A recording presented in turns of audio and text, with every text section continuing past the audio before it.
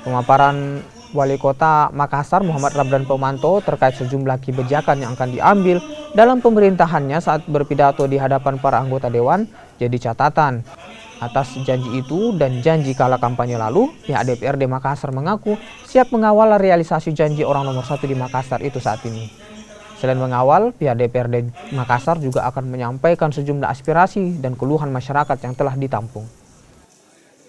Ya, infrastruktur aja banyak sekali kemarin. Hanya beberapa saja yang tersentuh pemerintah kota. Belum lagi dari sisi sosialnya, ya kan itu banyak. Kalau mau disebut satu persatu sangat banyak menurut saya. Ya, pendidikan pun juga sama, begitu banyak keluhan-keluhan masyarakat terkait pendidikan. Anaknya mau masuk sekolah juga, ya banyak yang tidak terakomodir. Padahal mereka sudah berdomisili di tempat. Banyaklah saya pikir. Pastilah untuk yang kedepannya ini kami sangat berharap, apalagi kami sudah lihat bahwa kita tidak pernah menafikan bahwa yang lalu-lalu itu, pejabat yang lalu itu sudah berusaha keras kalau masalah COVID.